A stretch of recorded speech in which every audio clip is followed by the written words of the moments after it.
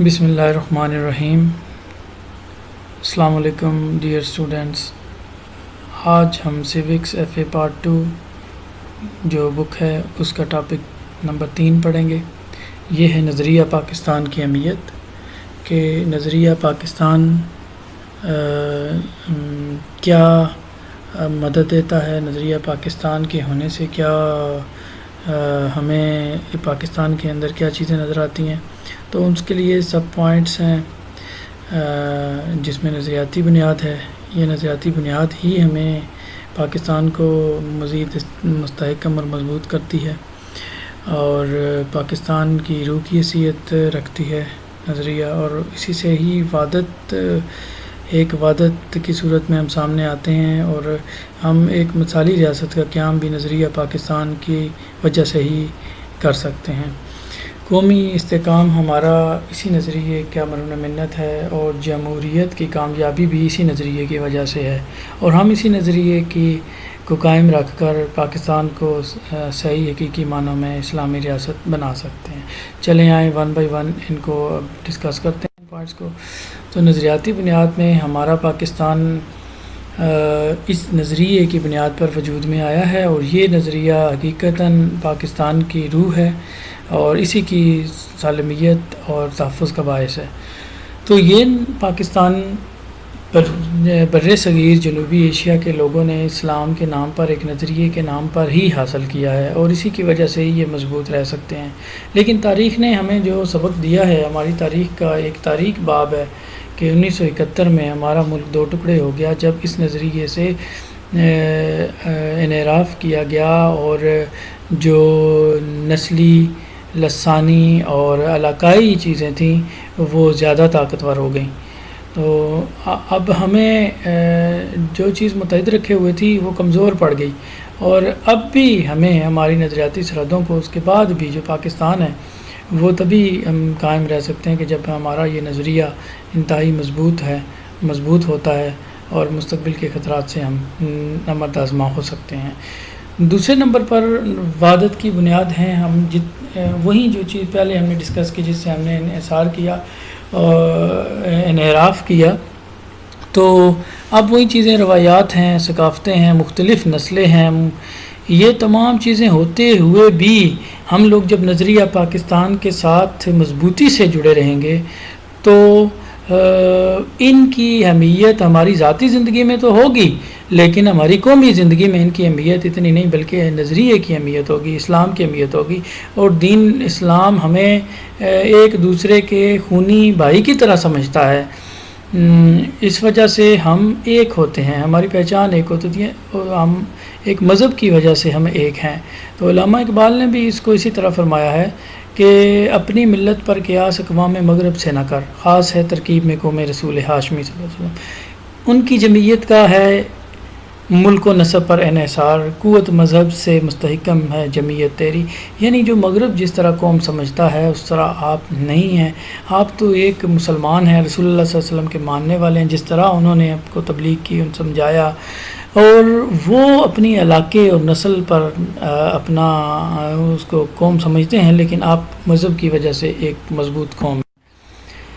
تو ہندو اور انگریز مل کر، ہندو اپنی اکثریت کی وجہ سے اور انگریز اپنی طاقت کی وجہ سے، اپنی حکومت کی وجہ سے بھی نہ قائد اعظم کو روک سکے، نہ مسلمانوں کو روک سکے، اور قائد اعظم نے مسلمانوں کو آزادی کی طرف لیڈ کیا، اور مخالفتوں کے پہاڑ بھی قائد اعظم کو اس بات سے نہ روک سکے۔ آپ نے فرمایا تھا 1939 میں کہ ہندو چاہے تعداد میں زیادہ ہوں، تمہاری کتنی بھی ترقی ہو، تم کتنے بھی معیشت، تمہارے پاس دولت ہو، پیسے ہوں، لیکن تم انسانوں کی، لوگوں کی گنتی سے، سروں کی گنتی سے کبھی آخری فیصلے نہیں کر سکتے، یہ سب غلط ہوگا۔ میں بتا دوں گا کہ یہ ہماری روح ہے اسلام اور نظریہ پاکستان، آپ لوگ اس کو ختم نہیں کر سکتے۔ تو تہذیب کو مٹا نہیں سکتے، ہمارے ورثے میں جو ہمیں ملی ہے یہ ہمیشہ زندہ رہے گا۔ تو قائد اعظم نے یہ کر دکھایا، اور انہوں نے کہا کہ ہم لڑیں گے، ہم مریں گے، ہم جو بھی کریں گے، ہم ایک قوم ہیں اور ہم یہ ثابت کر کر رہیں گے۔ تو قائد اعظم کی سربراہی میں ہی ہمیں ایک ملی وحدت نصیب ہوئی، ہم ایک ملک کی صورت میں سامنے آئے، اور یہ تصور نظریہ پاکستان جو قائد اعظم نے بتایا وہ کہلایا اور پاکستان حاصل ہوا۔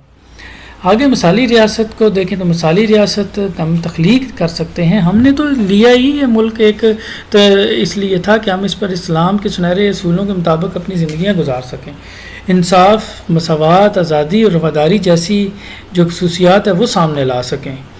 تو جب ایک سوال جو میری ذہن میں جو سوال ہے ان سے پوچھا گیا تھا، یہ بڑا ایک کلیور قسم کا کوسچن تھا کہ جناب غیر مسلم غیر منقسم جو جنوبی ایشیا اس میں تو آپ کو یا بر صغیرہ اس میں تو آپ کو آزادی حاصل تھی۔ دیکھیں وہ آزادی حاصل نہیں تھی۔ پہلی بات یہ ہے کہ جو حقیقت میں ہونی چاہیے، مسلمانوں کو کوئی ڈھکی چھپی بات نہیں ہے کہ 1857 اور اس کے بعد کے جو حالات ہیں جب انگریزوں سے ہندوؤں نے گٹھ جوڑ کر لیا تھا اور پھر اردو ہندی تنازع اور پھر کانگریس کی جو سازشیں تھیں اور پھر خاص طور پر کانگریس 1937 سے 39 تک جو کانگریس کو حکومت ملی تھی تو مسلمانوں کے ساتھ جو کچھ ہوتا رہا وہ کوئی ڈکا چھپا نہیں تھا۔ لیکن پھر بھی قائد اعظم کہتے ہیں، بڑے پرامن انداز میں جواب دیتے ہیں کہ یہ ہمیں بھائی چارہ، مساوات اور انسان دوستی ہمارے مذہب، ثقافت اور تہذیب کی بنیادی نکات ہیں۔ چونکہ ہمیں ان بنیادی انسانی حقوق کی پامالی کا خدشہ تھا، اس لیے ہم نے پاکستان کی تخلیق کے لیے جدوجہد کی۔ خدشہ ہی کیا تھا بلکہ ہو رہے تھے۔ تو قائد اعظم کی نظر میں پاکستان ایک ایسا ملک بننا تھا جہاں حقوق، آزادیاں، انصاف اور رواداری کا فرما ہو، ٹھیک ہے، اور جو دوسروں کے لیے بھی ایک مثال بن سکے۔ تو مثالی ریاست کا قیام قائد اعظم کی ان الفاظ سے ہم دیکھ سکتے ہیں، اور یہ بھی نظریہ پاکستان کی بنیاد پر ہے۔ تو قومی استحکام کیسے ممکن ہے نظریہ پاکستان کے؟ جیسے پاکستان قائم اسلام کے نام پہ ہوا، بار بار ہم ڈسکس کرتے ہیں، اور اس کو اسلام کے نام پر ہی مستحکم بنایا جا سکتا ہے۔ اور آج کی جو ہماری نسل ہے اس نے ظاہر ہے پاکستان بنتے ہوئے نہیں دیکھا، بہت ساری قربانیاں تھیں، لوگوں نے کتنی قربانیاں دیں، لوگ شہید ہوئے، کتنے ہی فسادات ہوئے، صرف اور صرف لوگوں نے اس روکنے کی کوشش کی، پاکستان کے قیام کو، پاکستان کے وجود سے، اس کی تخلیق سے انکار کرنے کی وجہ سے، جب انہوں نے مسلمانوں کے خلاف مسلح جدوجہد اختیار کی تو وہ فسادات ہوئے، اور مسلمانوں کی جو جائیدادیں اس سے پہلے بھی خیر 1857 کی جنگ آزادی میں چھینی جا چکی تھی، لیکن اب مسلمانوں کی جان کو بھی خطرہ تھا، اور ہر طرح کے جان، مال، عزت، آبرو کو بہت خطرات لاحق تھے۔ تو آج کی نسل اس سے کو پوری طرح آگاہ کرنے کی ضرورت ہے آج کی نسل کو، اور یہ وابستگی رہنا بہت ضروری ہے، اور تبھی ہم نظریہ پاکستان کو قائم رکھ سکیں گے۔ تو اس سے آگے جمہوریت کی جو کامیابی ہے وہ کیسے ممکن ہے؟ جمہوریت کی کامیابی بنیادی طور پر ہم